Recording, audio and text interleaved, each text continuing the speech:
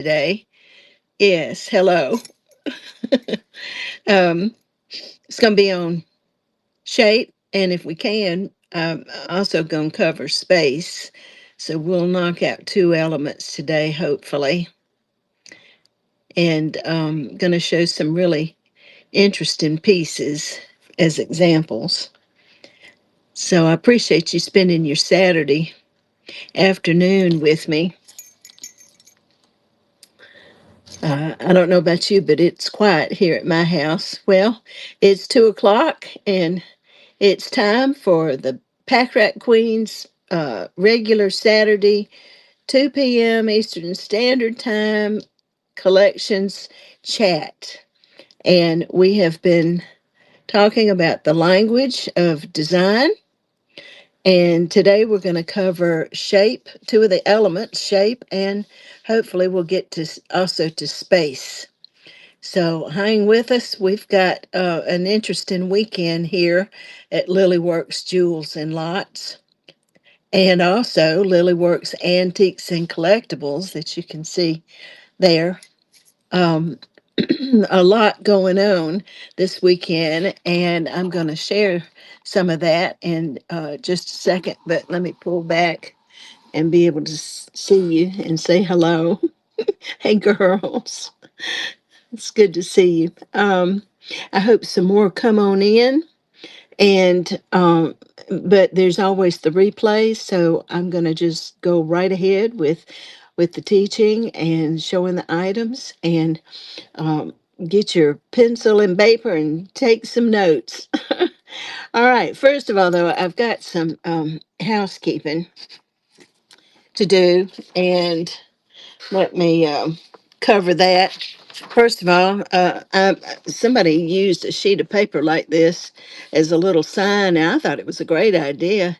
So I'm trying to get in the habit of showing it that any hard goods that I might show and sell, I've am using calculated shipping. And as soon as I buy that label, I do refund any extra shipping that you have to pay. And I'm sure sorry that it's set up that way, but from item to item, we don't know what it's going to weigh. It's not like jewelry. Now, jewelry, I can do the progressive shipping. It's $5 for the first item and 50 cents per additional. And I will say that I use a good sturdy little jewelry box to put your jewelry in so that it's uh, kind of almost crush proof in sending it out, mailing it to you. So I do um, each additional box. I do. That's why I collect that additional amount. So anyway, that's my mailing policy. And I will tell you that today I do want to preview with you what's coming up. Sharon, her name of her show is Kurt's Jewelry Cove. And she is on today, right here, this station, at 4 p.m. Eastern Standard Time. And we may or may not be able to raid into her shop. I'm probably going to finish up ahead of her. But y'all be sure to go to Kurt's Jewelry Cove, her show at 4.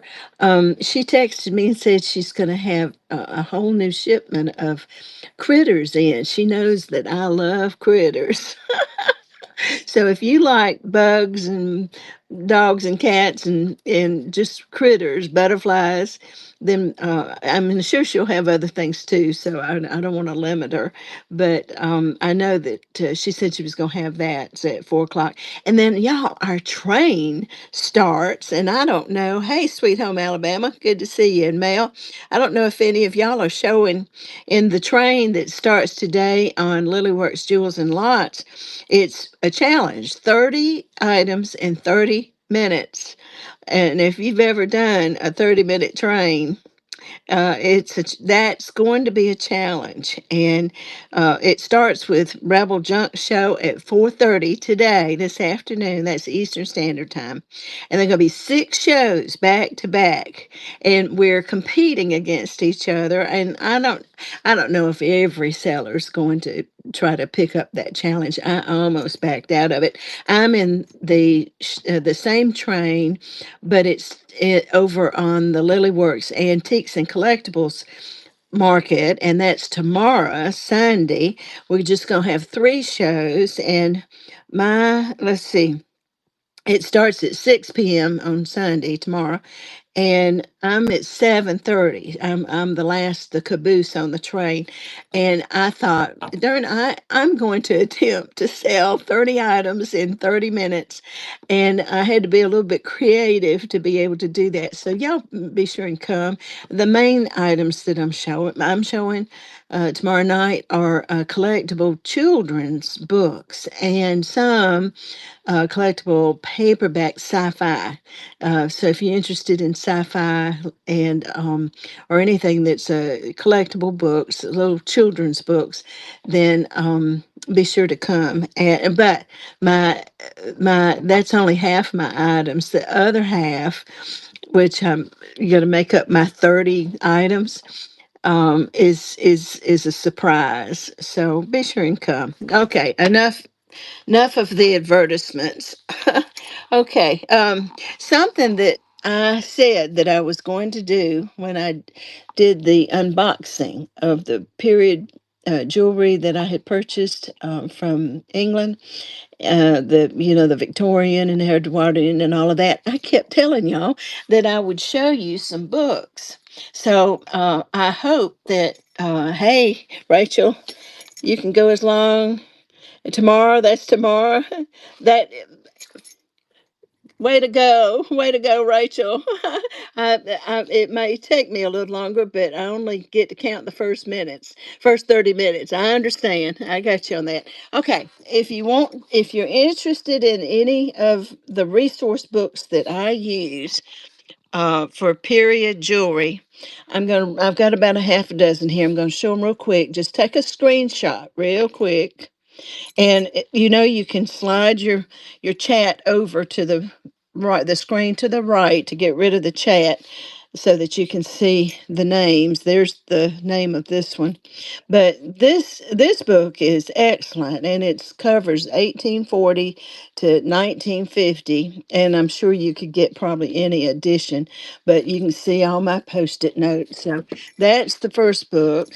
And if you if you miss the book and don't get a screenshot, just message me and I'll send you a screenshot.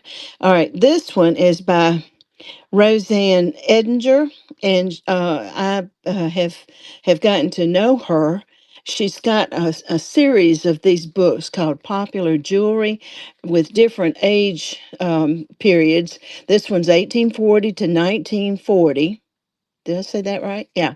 She's got another one that's from 1940 forward, but I think this is really a good book. The photographs are excellent. Look at there. Oh, she wrote me a note. I don't know if y'all see that. And signed the book. So she's a very friendly gal, and you can find these on Amazon. Or write me and I'll tell you how to contact her. I guess I've got her email and you can buy directly from her too and get you a signed copy. Y'all need to get in the habit of getting signed copies because they become collectible. All right, here's another one, and it's one of my absolute favorites to just sit down and drool through. It's called Treasures and Trinkets, and it's jewelry in London from pre-Roman times to the 1930s. And it's by Tess Murdoch, and I did buy this through, it was either eBay or Amazon, or it might have been off my dealer site, but y'all, this is the kind of book that you want because it's the best pieces ended up in the museums, and this is basically a catalog of the jewelry that's in their collection, and it's spectacular and it's very detailed. So this is a did I see a comb? Did I see a comb? Yeah, look at that comb, y'all. I've got a large collection of combs. I'm going to show y'all one day. I'll do that over in the Lilyworks Antiques and Collectibles site. But anyway, this is a good book. Get you a screenshot of it. That's a good one. And then this is an interesting book here. It's actually a reproduction of a jewelry catalog from 1892. Now, this would have covered the late Victorian, it would have covered early Edwardian, early arts and crafts, early Art Nouveau. They all transitioned in and out of each other, but it's illustrations directly from the catalog. And it's interesting how they it depicted diamonds. They would put these ray marks, or see that, like sparkles, and that way you'd know, well, that's a diamond. But it is an absolute, I talk about a resource book. How many of you buy old watch chains? Those things are expensive, the real ones anyway. Remember I showed y'all an Albertina, which was a watch chain that had been made, for a woman, uh, into a bracelet. Well, this is, see, ladies rolled plate Victorian chains. Well, that was the beginning of those Albertinas. I hope I'm telling you right. I told y'all I'm still learning about these periods, and it's books like this that will really help you. Just a couple of more, then we'll get into our teaching. This one is just on Art Nouveau and Art Deco jewelry. It's by Lillian Baker. There you can get a screenshot of it. It's just a little thin book, and you can pick these up fairly inexpensively. But look at the beautiful color of photographs. That's Art Nouveau, designed by Eugene. Oh gosh, it's French. Can't pronounce it, but he worked with Rene Lalique. Wouldn't you love to find a brooch like that? Oh my gosh. So and I've actually got a couple of pieces that are mentioned in here. I think I've got one book piece. I can't remember, but anyway, it's not full of pictures, but it's a great resource book for those two periods, Art Nouveau and Art Deco. And y'all see my cat back there? She's desperately trying to find a way to get through. Get down. Get down, Puddin'. I can't believe she's being obedient. This is Christie's collectible special book they put out, Christie's Auction House. Art Nouveau, just Art Nouveau, Connoisseur's Guide, David Lannister. Little books like this, don't pass them over. And but somebody inscribed that one. But this is another great color images. It's not uh, a whole bunch, but it's enough for you to be able to recognize the jewelry from that period. Look at Lalique. Oh, I'd give anything to have a piece. I do have a perfume bottle by Lalique. I showed it to y'all. It was Art Deco. But to have a piece of the jewelry, well, okay. So there's another good book. And one last one, I save for last, is for me, for Victorian jewelry, the very best. Do get a screenshot of this. Deidre O'Day, and if you've been reading about Victorian jewelry at all, you see her quoted quite a bit. And she's well qualified. I can't remember what all she's done but she's very recognized in the field. And this little book that she produced, if you have trouble finding it, let me know. I'll look on my dealer sites for you. But it's too has got nice. Um, Look at those mini mosaics, excuse me, micro mosaics. It's got some good illustrations, color illustrations, but you can see it's a lot of text. So it is a teaching, scholarly sort of thing. Look at those Scottish brooches. Oh, yeah. So I highly recommend this book if you can find it. Like I said, contact me if you can't, and maybe I can locate it on the dealer sites. All right. Okay. I think we are ready to move to our teaching today, which is the second one here, shape. Yeah, shape. And then hopefully I'm going to get space also. Next week, I want to go jump down here to color.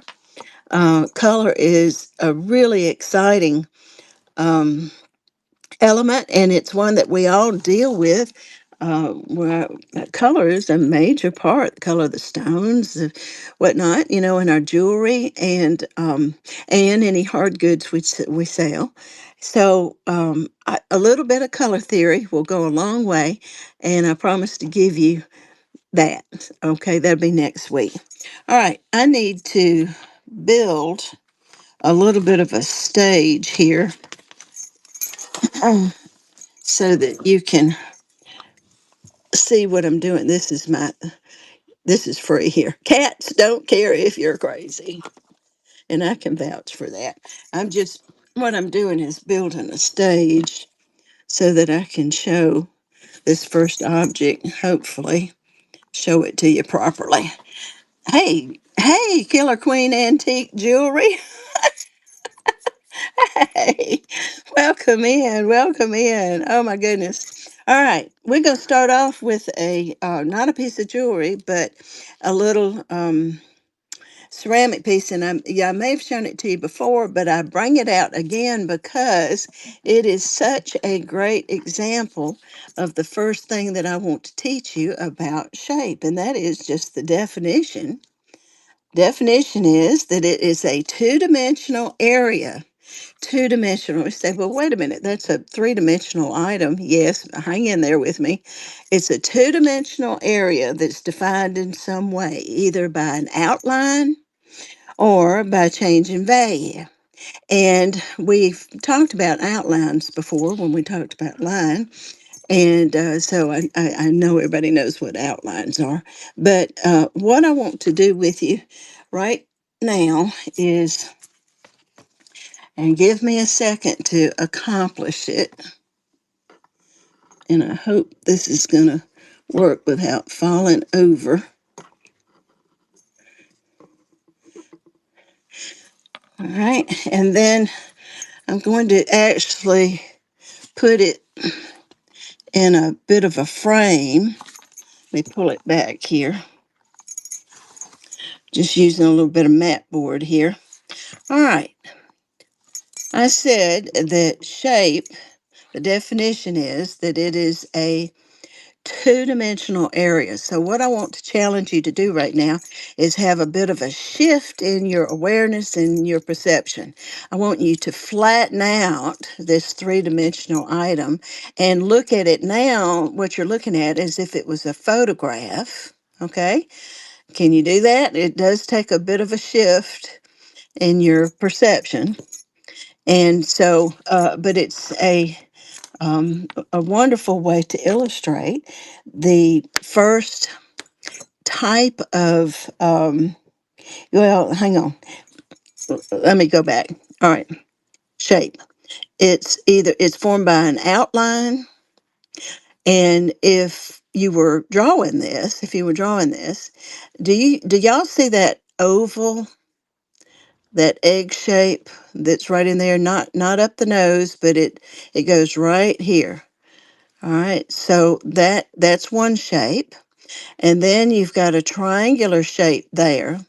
Then you've got little half circles here. And then there's another triangular shape that forms its nose. Do y'all see that?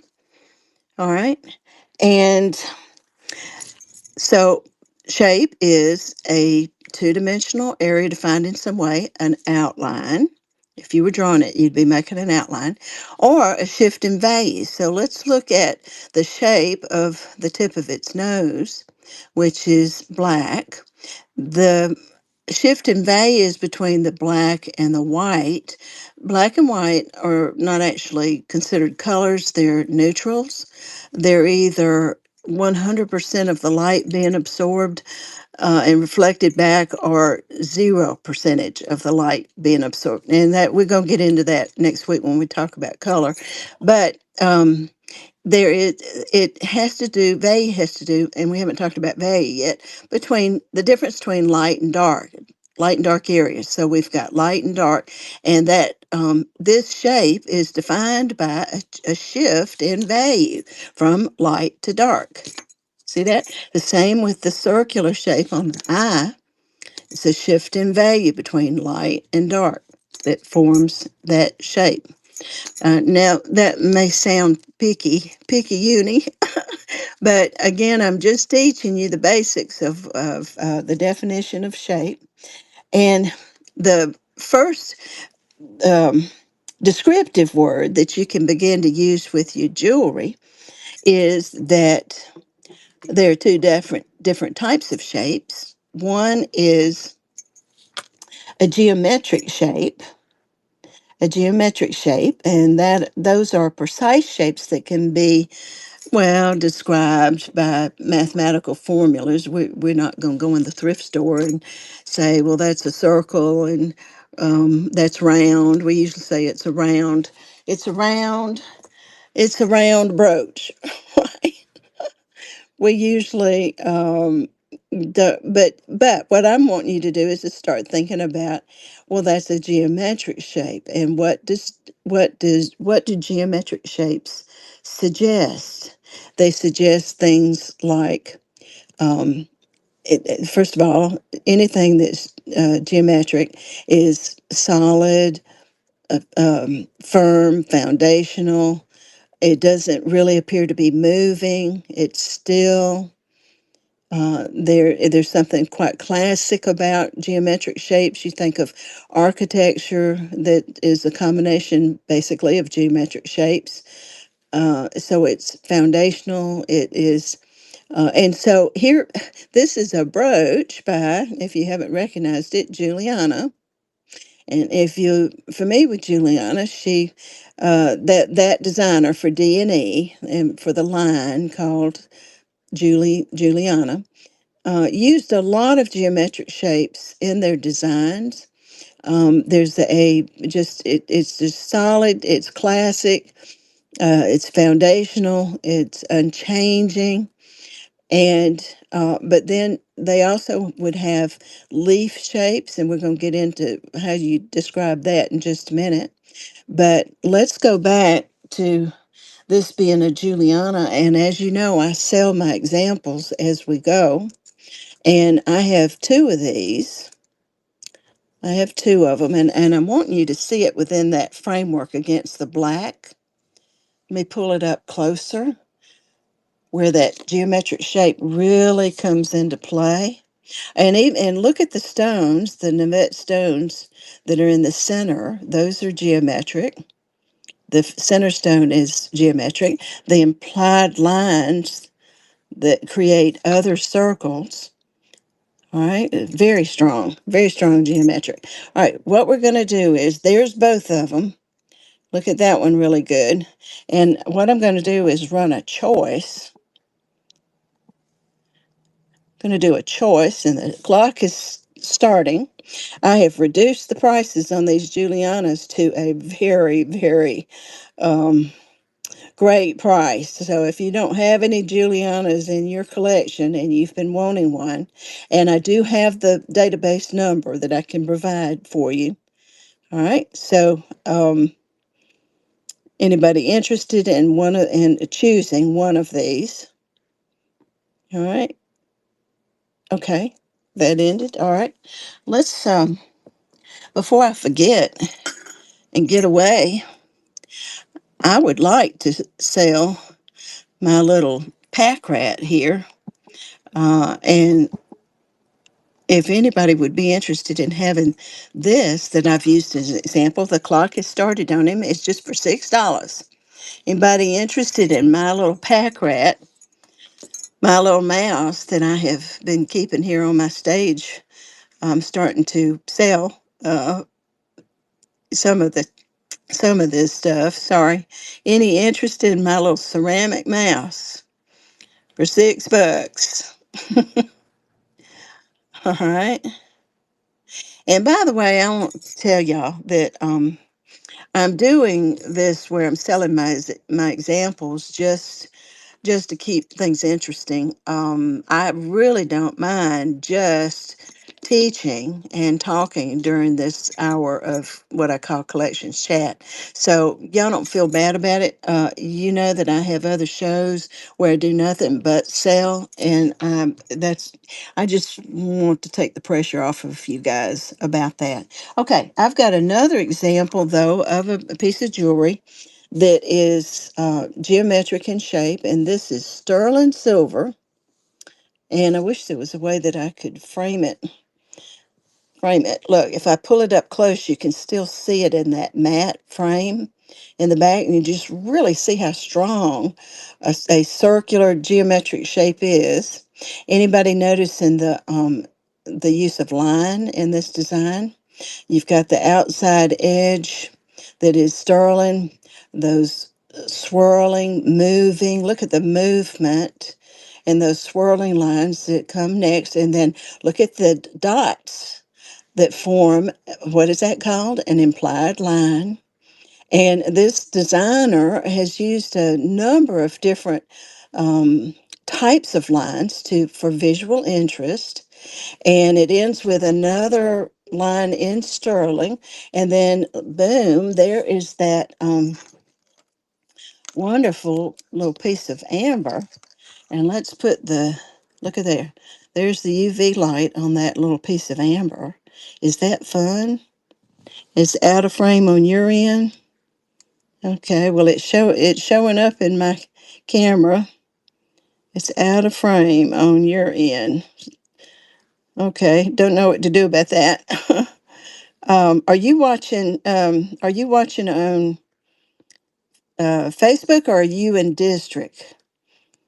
Killer Queen, are you on district and watching? Just so I'll know, is everybody having trouble seeing what I'm showing? Is anybody else having trouble? Because I'm looking at my camera, and it should be exactly what you're saying. Must be just your platform. Okay, well, I'll try to accommodate you. All right, I want to run this. This is sterling silver. I have tested the silver before the show, and this is an amber stone, as you just saw. There's the back, and it is stamped sterling on the back. It's a pendant. Anybody interested in this lovely piece of sterling with a glower? That's a beautiful piece of amber. All right, anybody interested in this example of geometric shape design? Um, by the way, this particular shape is probably one of the oldest shapes in jewelry. If you look back at Greek, Roman, the medallion shape, the round geometric shape, has been used down through history.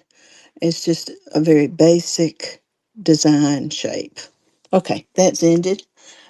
I've got one more example of a geometric shape that would be familiar to all of us. This is an example of what? Iconography. We learned that term last week, iconography, where the interpretation of the item has traditional meaning attached to it. And we recognize this as being the cross, the Christian cross. But as far as geometry is concerned, it's actually two overlapping rectangles and very strong line component right down the center with these marcasets. This is actually some of the prettiest marcasets I believe I've ever seen. But there's two lines right down the center, and then when the designer added this extra line around of marcasets, it really reinforced the geometric component of the design, and it says visually, now subconsciously, stable, foundational, unmoving. Mm, that says a lot, doesn't it? All right, anybody interested? Sorry, I didn't have that running already. Anybody interested in this marcasite? It's marked 925, and I think those letters at the end are Thai. I have tried and tried to see it even with my loop.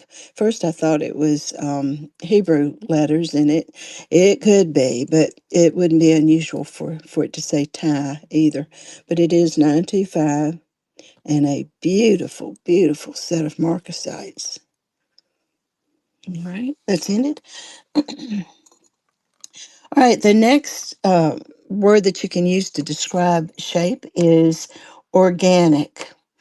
Organic shapes, which are uneven, irregular shapes. They can neither be curved or angular or a combination of each. And as an example, another piece of jewelry, I have this lovely pendant that right away, if you look at the design of it and describe this shape, this is a piece of Larimar, is look how irregular the edges are. I mean, you'd be hard pressed to say that that was geometric. So the term you'd use is organic. It's an organic shape. It's a very good word to describe this pendant. Now, to look at it, when I said it was Larimar, it is a piece of raw Larimar. Look at that. Unpolished except for on the top, on the front. But it's encased in sterling silver, really strong prongs there. And you can see the size of it compared to my finger there. And I'd like to pass this on to you. I've got this at a good price. This would be stunning on a torque, or it'd take a heavy chain. Any interest in this piece of raw Larimar that is an example of organic shape? Hey, Esme. Hey, Purge baby.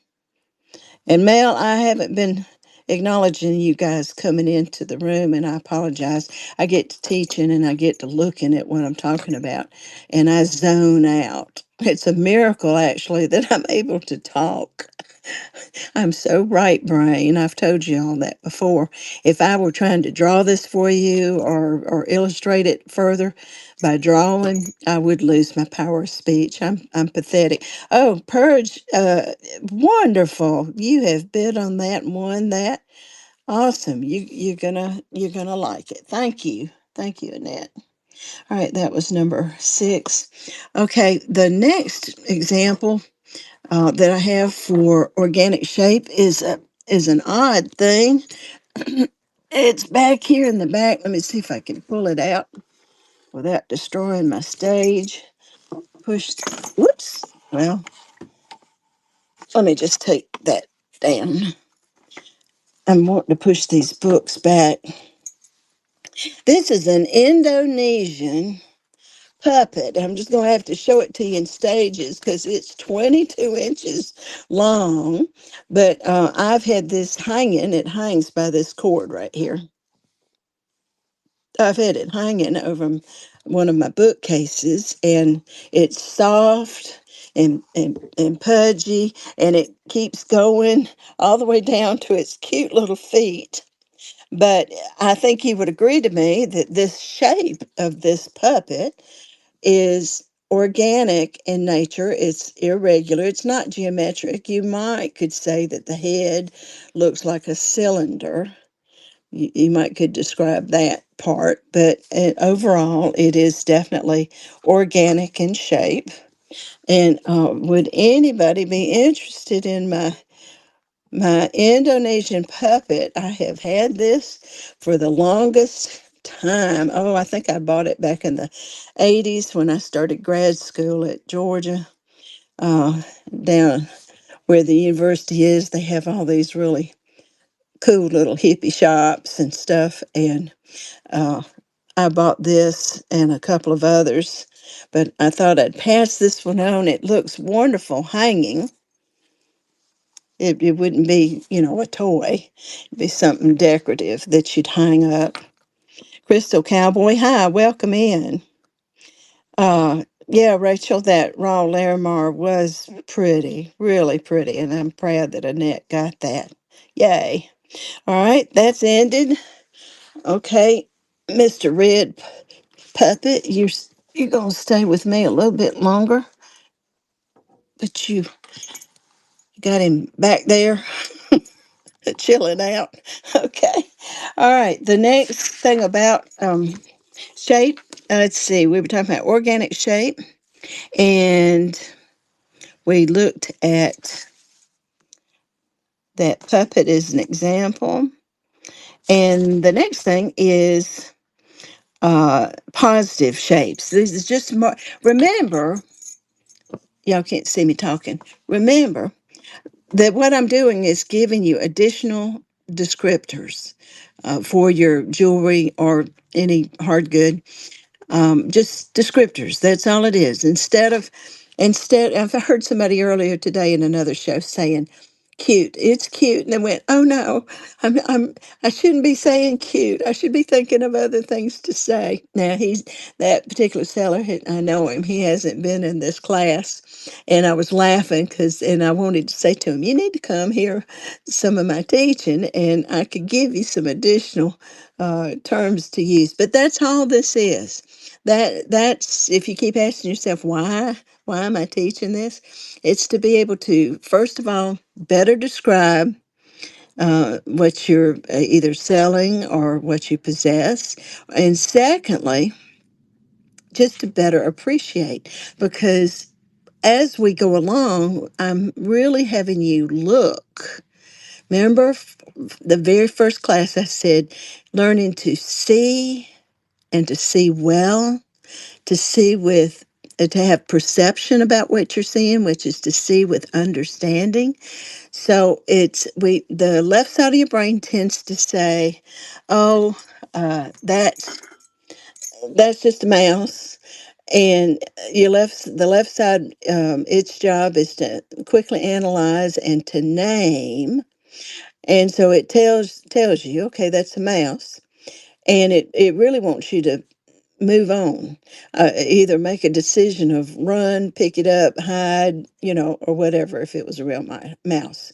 But the right side of the brain really work begins to think intuitively and creatively if if you stop long enough to look, and that's how you actually move on into the right side of your brain to think, is by looking and looking well, looking long enough. And to truly do it, I'm a bit challenged here in this teaching, because to truly make that shift to the right side of your brain, you need to quit talking, because talking is a function of the left side of the brain. That's why I told you that if I get to looking at something intently, or if I start drawing it, I lose my power of speech. It's just uncanny, but I'm just very right brain dominant. Anyway, that little lecture on right brain, left brain is free. Okay. All right. Positive shapes. Positive shape is simply and I'm going to put this back up here so that I can work against that black background when I'm showing you stuff. It kind of helps you to see the shape a little bit better. The first example I'm going to show you is another signed piece, and it's signed by, the name on it is Denise. Now, y'all, I'm not familiar with it, but I can say that the designer for that company, Denise, was into revival design. And what period would any of you guys hazard that this is a revival of? Anybody want to give forth? And Dana, if you're in the room, tell us what period this is a revival of. Look at that tassel. Any comments on that? Yeah, the detail on it is exquisite. We're going to talk about the shape in just a second. All right. Well, I'll let you ponder on what period you think, but this, well, I think that's probably a good guess, Crystal Cowboy. Yeah. Well, let's talk about the shape. The dominant shape in this piece is that center medallion. It's very geometric, and when I turn it sideways, you can see the cut on the stones. Very geometric. Look at that. Striking triangles. And then lots of implied lines creating that geometric shape, that round circle, repeated on out, layering out. But then surrounding it is wonderful organic shapes. Let me pull it up. And do you see that we're going to talk about in a minute? See where my finger skin is showing through the cutouts? We're going to talk about that in just a minute, what that's called. It is stunning. And I'm looking at it, and y'all, I'm assuming that that's glass and that these little black points are glass. I didn't test the metal, but it says Denise right up under there. And look, it can be a pendant or a pin. But yeah, I mean, I know this is a revival piece. And I don't know anything about the company, Denise. Let's go ahead and run that. I've got it at a ridiculous price for a signed piece. Anybody interested in this stunning brooch? Awesome. Um, we were talking about positive shape. The positive shape, while y'all are bidding, is the shapes of what you can actually touch. We're going to talk about negative shapes later and next. And that's where my finger is showing through, and you can see the shape of those little open areas. Well, look, they have a shape to them. They have a shape. Now, this is a very small example. Some jewelry has greater gaps and stuff you can see through. But so all of those with it's my skin color in there, those are the negative shapes, and the rest of it compose the positive shapes. Okay, is that ended? Misbehave? Yay! You did good. All right, that's yours. And let me put Miss Denise back in her slot so I can keep up with her. Okay, the next piece that I'll use an example are these earrings. Now, showing up nicely against that black background, as far as the shape is concerned, you have to look past the stand here. But these are clip on, and these are sterling, y'all. It's all been tested. Let's talk about the shape first. Uh, both predominant positive shapes, which are both the stone and the sterling setting that it's in, both are geometric. The sterling is um, an oval, and the stone is elliptical. And again, they are classic. They look solid and moving, still. Remember, things that are geometric tend to sit still. And the only suggestion of movement is the wonderful lines that have been um, inscribed into the sterling, the metal there. Look at the use of line. Look at those little hash marks, little making little curved lines. All of that just with a tool that created a line. Okay. All right. Now, let me tell you about the earrings, and I'm going to put them up for sale. This stone, as far as I can determine, it's not a pure cream color. If you look closely, there's a bit of grain running through it that's a little darker shade. And from what I've been able to tell, this is something called lime mesotype. It's not used all that often. Now, I could be wrong on the identification of that stone, but that stripe that's in there, and it's hard to see on the camera, is very distinctive of that stone. Uh, it's some people call it scolecite,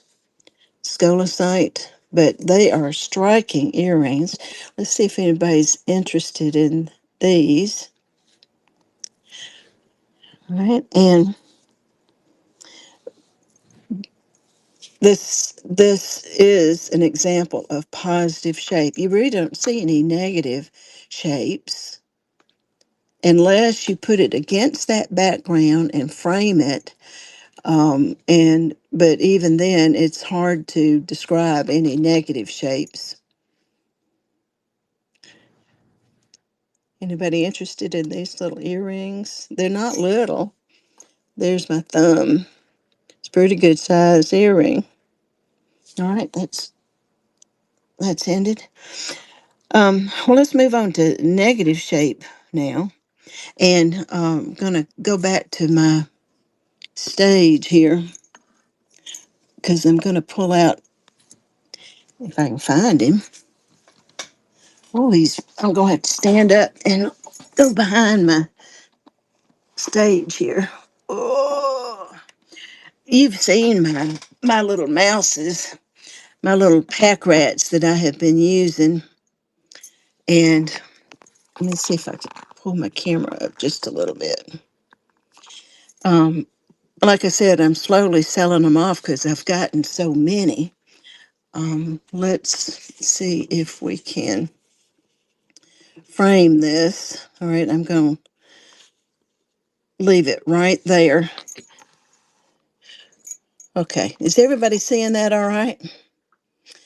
This is just a little ceramic mouse, but what I'm wanting to use this to demonstrate is what we call negative shapes. Now, the reason why I'm putting the frame around it is to flatten it out. Imagine this is a photograph you're looking at, not a 3D object. And the mouse itself is a shape that could be referred to as the positive shape. Well, what's the negative shape? All right, do y'all see this shape right here? It goes up the frame, comes down. Look at it. Do you see it? Very distinct in black. That is the negative shape, and of course you can find it on the other side too. And what I want you to see is that the shape of the negative area is just as interesting visually as the positive shape is. So that is a good design. Not every piece would you'd be able to say that the negative shapes are visually interesting. But if you were sitting in a class to learn how to draw, I would have you put a mat up like this, and because say okay, draw the mouse, and everybody gets nervous. Oh, I can't do that. I can't draw faces. I can't draw hands. I can't do any of that. Well, then let's do this. Let's draw the shape of this negative area. You do that, then you draw this one over here, and boom, what's left in the middle is the positive shape. It's just a trick that artists have. And I can tell you that when you're out looking at jewelry and whatnot, and uh, maybe curious as to why your eye is attracted to a certain design, you can use, and I'll show you in just a minute, you can use your phone camera to do what I just did with that frame. And I'll give you an example of that in just a second. And you can actually reduce that whatever three-dimensional you're looking at it, reduce it to a two-dimensional area and to be able to see the positive and negative shapes. Okay, before I go on, I want to put this little mouse up for sale, and I wish to goodness somebody would start taking some of my mice home. This one has got an attitude. Would you say smug? Pleased with itself. And its little ears look like a bonnet from that side, which is, I think, hilarious. But its little tail goes all the way up to its belly. This is a cute little bugger. It does have a little bit of paint beginning to wear on its backside, but we'll forgive it for that. Hey, Purple Jen, welcome in. All right, did that end? Okay. You're staying with me. We'll put you back with this one. Y'all behave over here. Be nice. Okay. I've got a set of earrings that illustrate a negative shape. These are sterling. They are not post, but hook. All right. These are sterling. They're not solid, they're hollow, but they are in excellent shape. And can you, speaking of shape, can you see the negative shape in this design right in here? This part right here. Normally, we do look at just the positive shape, and this is a curving, swirling line. Lots of movement in this from the front. Quit moving. From the front, they almost look like hoops, but from the side, it's a half hoop with quite a bit of design element there. These are lovely earrings, and let's see if anybody's interested. They do have a mark on them which says CNA, 925 CNA, and I have tested them. They are beautifully sterling. Okay, any interest in these sterling hoops? Great, Miss Behave. Thank you. Good choice. Anybody else? All right, she's winning. Clock's counting down, and she has won those. All right, very good. That was number 11. All right, let's move on. Here's another term that means the same as what we've already been talking about, positive shape. I'm going to give you another term that means the same thing. It's figure. Figure shapes are just another term that you can use for positive shapes. And the example that I've got is this adorable little metal handed folding fan, oriental fan, that when you open it up, let me move my camera back. When you open it up, it's a lovely, I'd say, organic. It's not exactly geometric. It looks like a lily pad to me, but the shape of the fan itself could be referred to as the figure shape. And if you were to put this, I can't get it far enough back to get it totally there we go, in the frame of the camera. You can begin to see how it interacts with the space around it, the area around it, and it's really quite lovely. Flowing lines, very organic. And anybody interested in this fan, I tell you, I have used it with it open like this. It does click down here, and I use it decoratively. And by the way, it's in great shape. I use it decoratively. Um, that's not going to fit, but I just put it and lean it up against books. There we go. Lean it up against books like that. It's very decorative, very cute. Mel, you're liking it, aren't you? Awesome. Thank you. And you won that. Awesome, awesome, awesome. Fun. Fun, fun, fun. My mother collected these, and when I inherited all of her little doodads, I have had a whole series of them in my display cabinet open like that, and being used for just as a decorative item. Okay, I now have a pendant that y'all, this pendant is, I think, spectacular. And what are we talking about? Figure shapes, which is basically the positive shape, which is the area of the item itself. Now, I would say this is geometric. Certainly, the center of it is circular, and I'd say that the floral points going around are basic triangular shapes.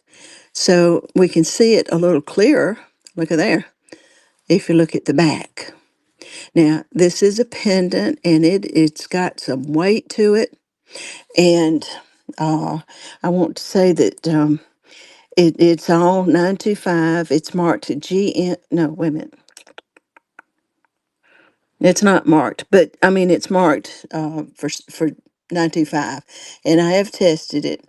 But it was sold to me as Carl. And y'all, I have looked at it and compared to some of the jasper that I have in my specimen cabinet, and I think that it's what they call brecciated jasper, uh, and not coral. And I think it's chips of it that have been set into these sterling settings in a mosaic fashion with resin used as the grout and over the top to seal it all in. Now, it could be coral, but my take on it is that it is a what they call brecciated jasper. This is a beautiful piece. Let's see if anybody's interested in it. And it has served as my example of what you would call the figure shape, which is the positive shape, which is geometric in its form. It's geometric. Okay, any interest in this beautiful pendant? Nice large silver chain or a torque. This wouldn't that be pretty as a torque just right inside of an open collar? All right, Crystal Cowboy, you're going for it. Well, you're getting a good piece. This is a good piece, and I'm proud to send it to you. Well done. Well done. Okay, the next term is that goes with figure shape is ground shape. The ground shape, and it's the same thing as a negative shape. So to illustrate that, I'm going to take. It does have a saucer. I'll show you that in a minute. But I'm going to take just the cup here of this old bone china, and let me pull my camera out and put it within our frame. And the cup itself makes up the figure shape. And what would you say that is? I would say that that is organic. Organic shape. It's not, I don't think, geometric. I'd say that's organic shape.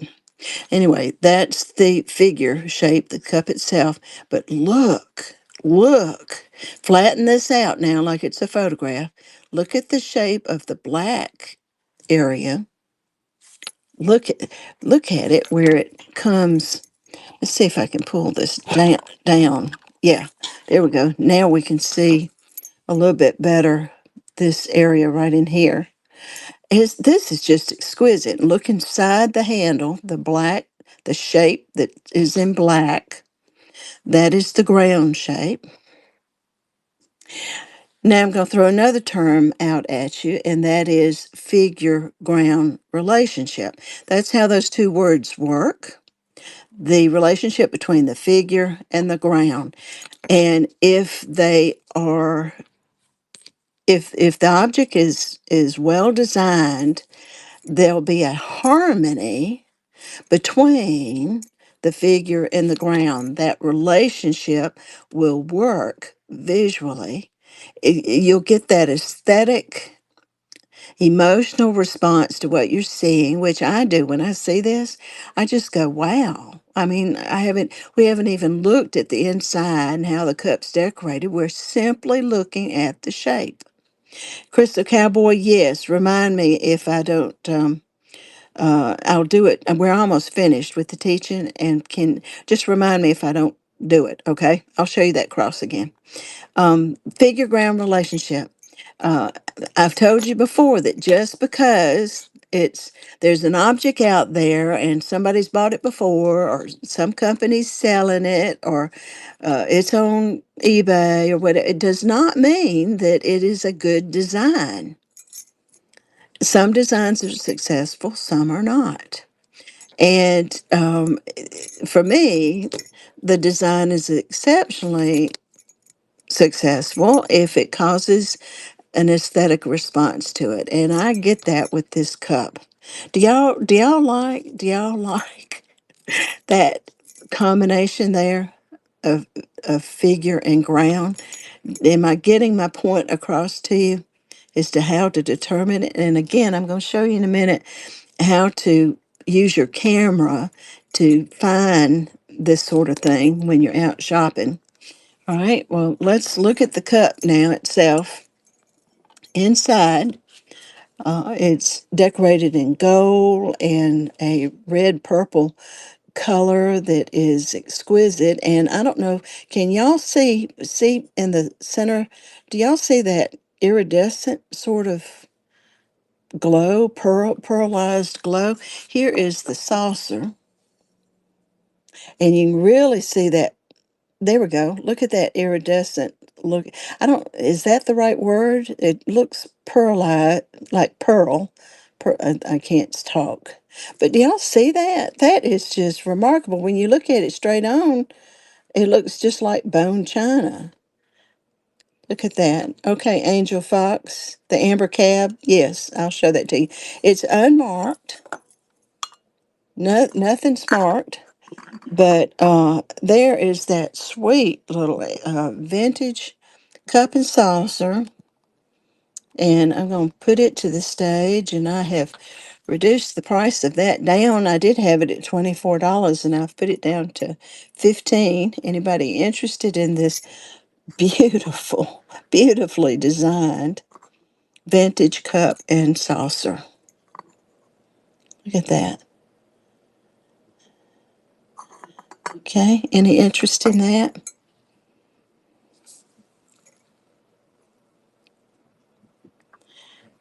The cab and the cross. Okay, I've pulled those two pieces of jewelry out and set them to the side.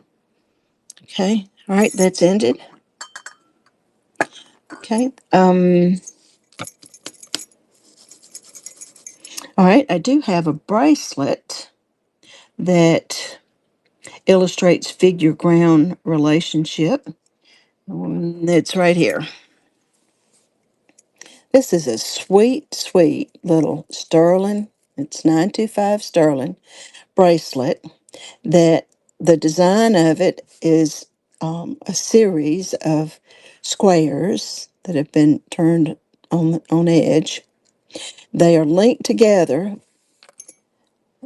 using line, curving line, and we can talk about the fact that these points, these dots, if you will, have been repeated and they form a line themselves, an implied line, right? Well, most bracelets are going to be linear in nature, but this one is strikingly so, the way it's designed.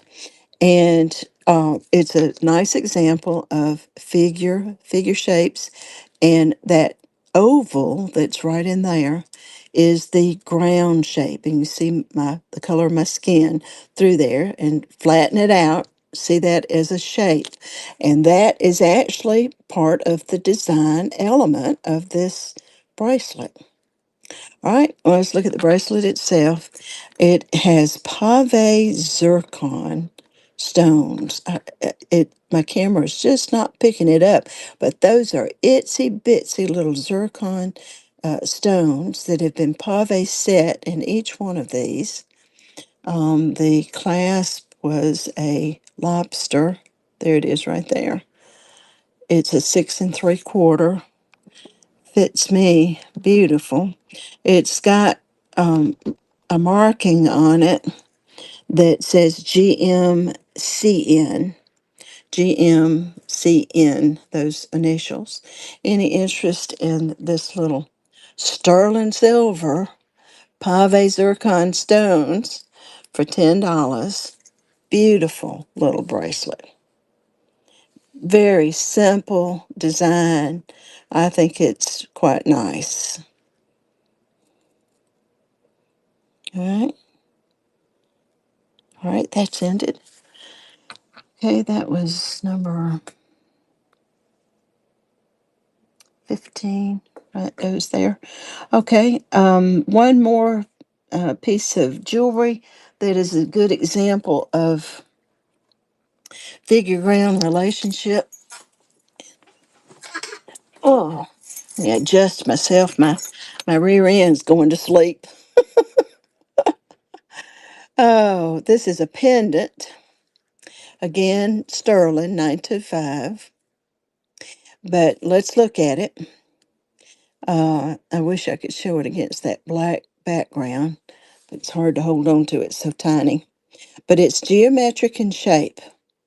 Do you see that? The center is circular, but then there are those Marquette cut stones are like triangles radiating out. You can see it a little better with the findings, the silver setting that it's in.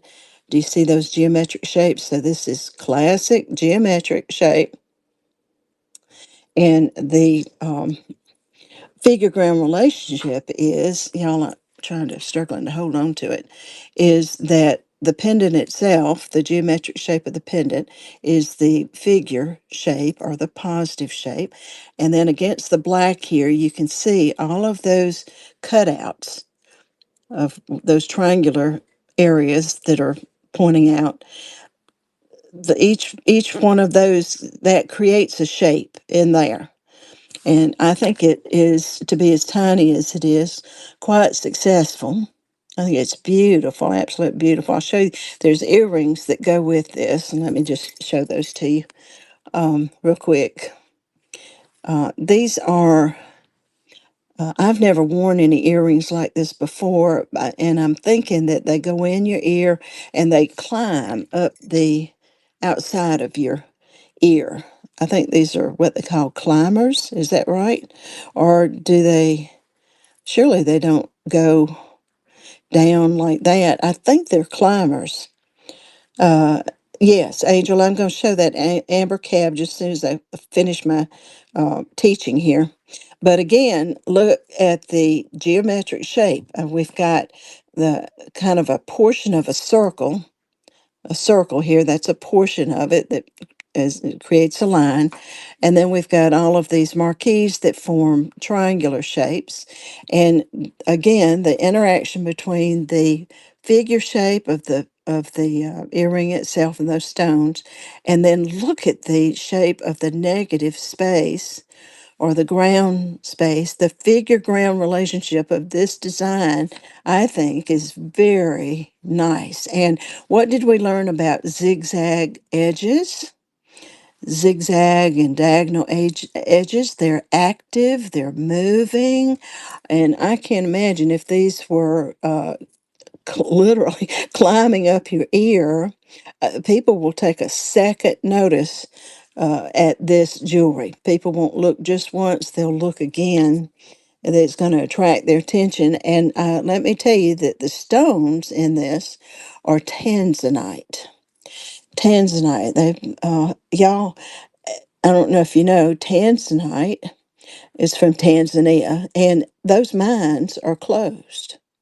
So if you've got tanzanite jewelry or can get hold of some, this stuff's going to become rare as it, um, need to be finding it, buying it, and hanging on to it. All right, so let me put that up for sale. I've reduced the price on these. I think I've shown them once before. Misbehave knows what she's buying. Yeah, this is a beautiful little pendant and two little earrings to go. Sterling with beautiful tanzanite stones.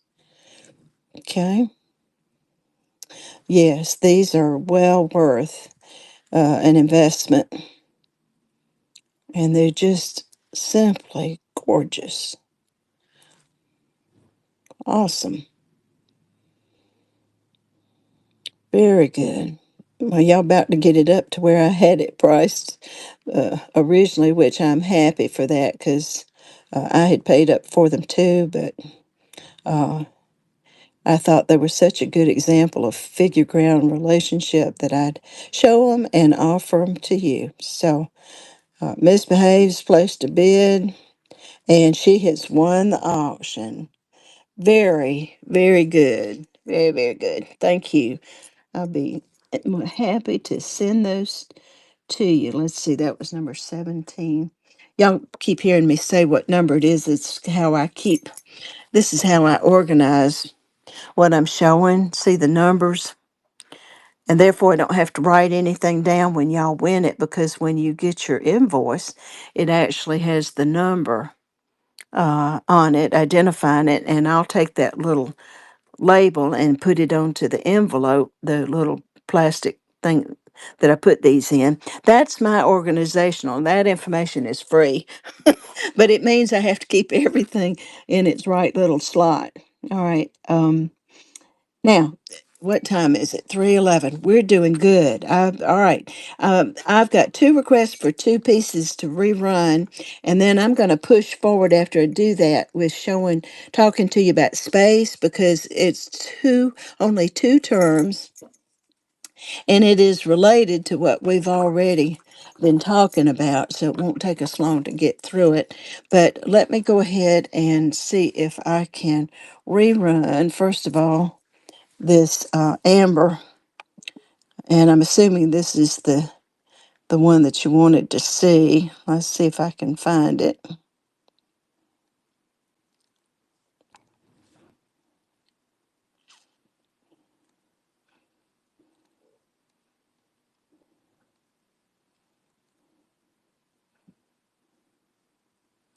Um, Hang on just a second.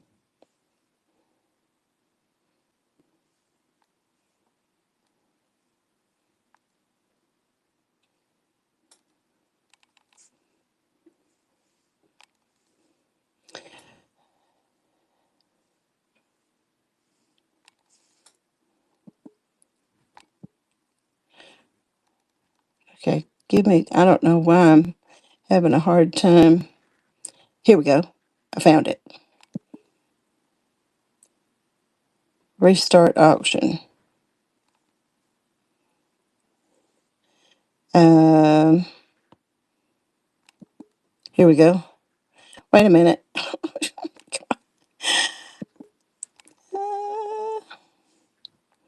I stumble on this all the time. How to rerun this stuff. I'll work it out. Y'all just give me a second. Move to start. I think I got it. Is it running? It's running. Thank you. Thank you, Rachel. Appreciate it. Okay. Whoever it was, I can't remember now who it was that said they wanted to see this again. Where's the amber from? I would not want to say outright that it's Baltic amber. I don't know is the answer, but more than likely it's Baltic amber. I do know it's authentic amber. There's the black light on it. Can you see it turning that green yucky color? There we go. It is authentic amber. Okay. All right. Y'all are bidding. And let's see. Crystal Cowboy won that. Very good. Okay. That was That was number 3. Put that back in number 3 slot. And the other thing that was requested was this cross, if I'm not mistaken. Let's see if I can find it.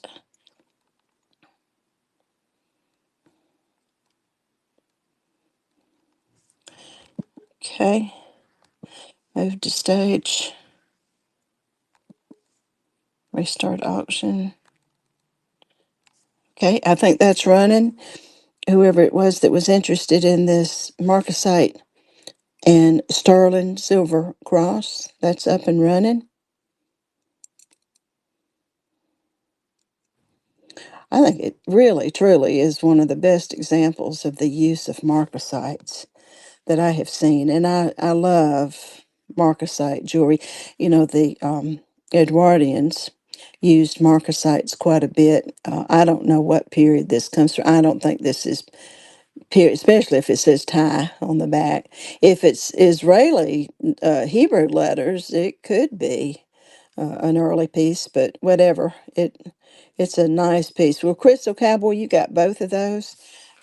Very good. All right. Are there any more requests for me running stuff that I've already shown? Uh, y'all sure you are y'all sure y'all don't want this mouse? I mean, look how pitiful. Look look how pitiful it is. Oh, one of these days I'm gonna be paying y'all to take that mouse.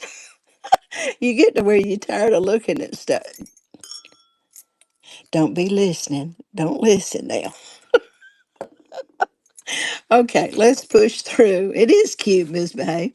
Let's push through to space. I've got just a few examples to talk about space. Space and shape are very connected because space is, and let's use the mouse to teach that. Space is the area around, above, and below. It's everything but the area that the object itself is occupying. All right, space. And as we saw with that beautiful um, uh, brooch by um, Denise, that um, the space that you can see the color of my finger through all of that beautiful work, those little spaces, all right, are by definition the negative, it's their negative space. The brooch itself occupies the positive space. So there is a relationship between positive and negative space, just like there is shapes. And quite frankly, it's I use those terms interchangeably. If I want to just concentrate on shape, I use the shape terminology. But if I'm deliberately looking at shape, space, how space is used in the design, then I'll use that. Now, I'm going to bring this brooch up really far, and it may get a little blurry, but what I want you to see here is the edge of the camera. Now, earlier Dana said that it had gotten out of her view, so I hope it's not with you guys. I'm using maybe it's the difference in our iPhones, but I'll pull it back a little bit. What I want you to see is the outside edge of your screen, top, bottom, left, and right, becomes a frame, just like that white mat board that I was using. So when you're out shopping, you can put a piece in front of your camera and pull it up as close as you can, and then you begin to see the figure ground relationship, or the relationship between the negative and positive spaces. And it's a way to help you determine if it has a good design or not, why it is you're responding to it like you are. um, Let me put this back where it belongs before I lose it. Sign Denise number 8. There we go. All right. Let's see if I can show you an example. I can show you an example. Let's move him. And let's put my dark board back up here. I did tell y'all that I've got these in my Buy It Now, right? I've been using it a couple of times to. It's got a nice wide lamp on it. It's not like the little skinny stick ones, pencil shaped ones. And it's small enough to go in your purse. Anyway, I've got 3 or 4 in my Buy It Now, just to have that as a background. This bracelet, it's just a cuff bracelet. It's all sterling. It's a piece of jasper, an exceptional piece of jasper. But this is a good example of how space, negative and positive, was used in the design. First of all, positive space is what the the actual, the stone and the pieces of sterling occupy. But look right in here, that's the negative space. And if you look at it sideways, you can see that it's a geometric shape in the form of a rectangle. See that? Those two parallel horizontal lines form a rectangular shape of negative space. And that shape of that space is part of the design. Have you ever thought about that before? All right, this is a 6 3/4. It fits me nicely. Let's see if anybody's interested in having this cuff bracelet. All sterling, beautiful jasper.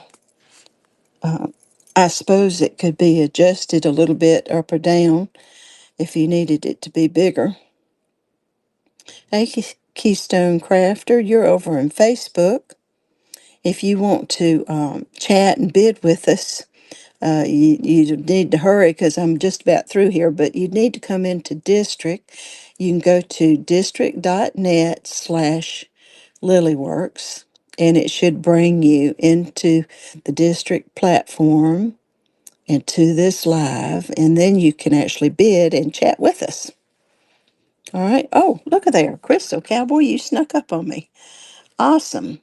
Okay, this is yours. You're getting some good pieces today. That's number 18, number 19. Oh, y'all, look at this. Here's an example of, I had it under positive space, but it's just to repeat. How many of you know a good teacher will repeat, repeat, repeat till it gets drilled in? The heart shape occupies the positive space. And look at right up here, that geometric circle. You can see the black showing through it. It's a little black circle. That area is the negative space, and there's a negative shape to it. It's circular, geometric. And the bell itself is geometric. It's kind of a triangle. The heart is, organic. I wish we could talk about balance. Talk about balance. This thing is formally balanced, symmetrical, the same on both sides. Even the painted glazed design on this. This is a piece of ceramic shard. That probably was a plate, and somebody took that and created this pendant. It's marked 925, and there's actually, it looks like a maker's mark on there, and I can't read it. But it looks like it's a signed piece. But I think this thing is, I just think it's awesome. Here I am stumbling for ways to describe it, but a pendant that's a combination of geometric and organic shapes with a beautiful figure ground relationship. Flatten it out. Look at the shape of the black area that surrounds it, where it goes in right in here. Look at that. Take it all the way out to the edge of your screen. Let me pull it up so you can see it even better. Now you can see the shape of this black area out here. It's just as interesting as the subject itself. All right. Oh, you've snuck in there again. No, that's from the previous bid. Nobody's bid on this. Okay. All right. So you're staying with me. It's ended. Yeah, I got you. All right. One last piece. This is the last piece I'm showing today. Um, but I'm going to summarize everything by looking again at that Coro duet dress clip. But before we get there, I want to talk about um, the negative space where it's used as part of the design. This little sterling, beautiful, feminine, little delicate bracelet.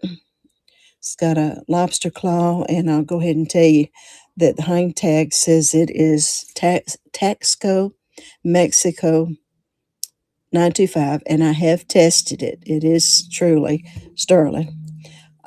But the implied line that's formed by these repeated shapes, which are geometric, and then the links themselves, look at the shape of the negative space.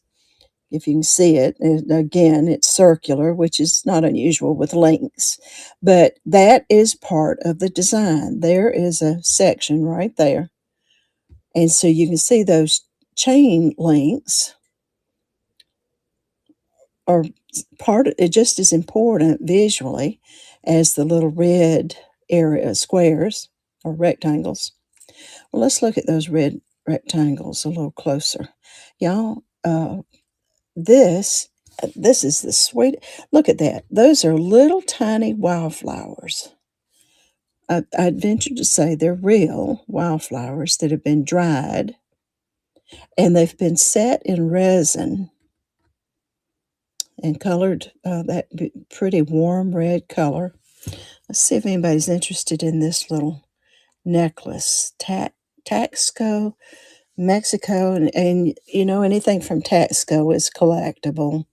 Taxco is quite famous. It's a city down below Mexico City that is known for its jewelry makers, specifically in sterling, and actually some of the more famous jewelry designers like Coro.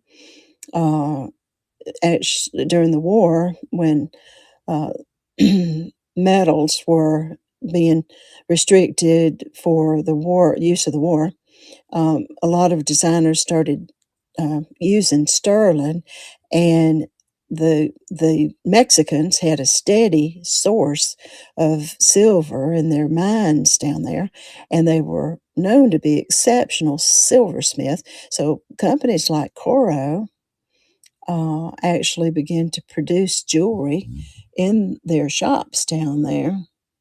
And this is a fine example. I have no idea the age on this, but it's definitely vintage. It's not particularly new. Now that lobster claw may or may not be the original, but that would help to date it somewhat to at least into when did lobster claws first start being used? You can research that. Well, y'all are liking it. Great. And Crystal Cowboy, you taking all my pretty sterling pieces today. Thank you. All right, that was number 20, and that goes there. All right, well, we're just about through here, and hang with me. I want to finish up by talking about this piece of jewelry by Caro. Let me read on the back the description. This is a rare 1940s. No, wait, sorry, the second one. 1940s Coro. They called it the Quivering Camillas. It's a duet in gilt metal with colorless and emerald rhinestones and enamel, signed with patent numbers, 3 inches long. I've been showing y'all this from the beginning of me teaching, because we used it to talk about the line, different types of line. And now we can talk about shapes, geometric shapes. Look at those baguettes going around a geometric center. The use of pave set geometric stones that to create a wide line, that the line itself begins to look like a geometric shape, like a type of rectangle there. But this piece, one of the reasons why it is so collectible and valuable, is that the look at the figure ground relationship. What have we learned? The piece you can actually touch is the figure shapes, and the ground is all this white area in between.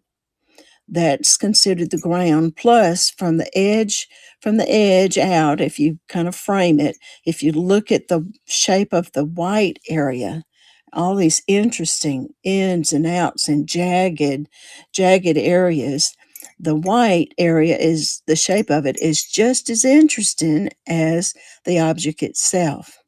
That's amazing. And then to do a combination of geometric shapes on something that we know is floral, all right?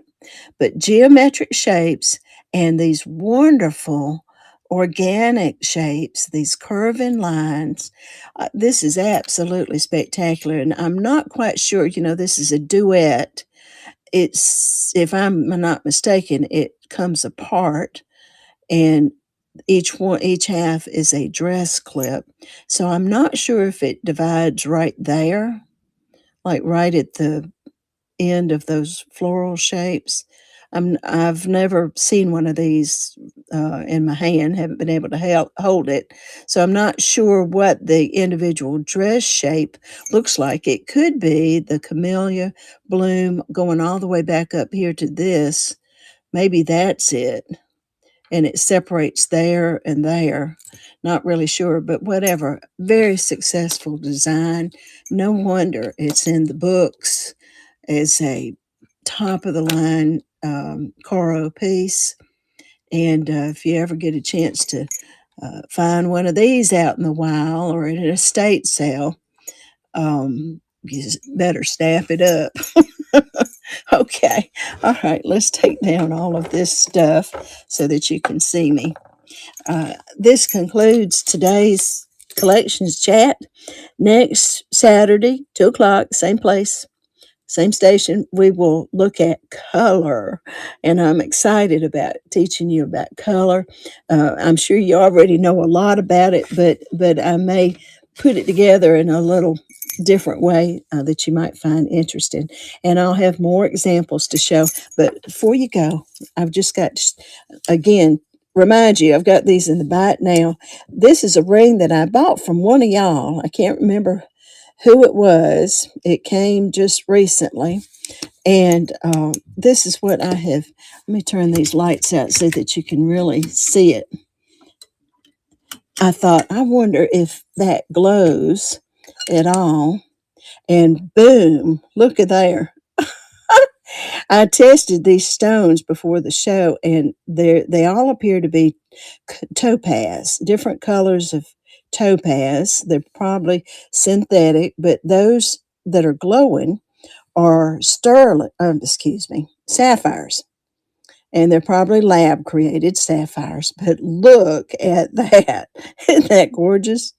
Okay, I thought we'd just end with that pretty, and thanks to whoever it was I bought that from. You've given me a pretty ring to wear. I love all of you. Bye. Please go and see Sharon's Kurt's Jewelry Cove starting at 4 o'clock, and then catch the train. 30 items in 30 seconds. Y'all help those sellers to meet that challenge, okay? Love you all.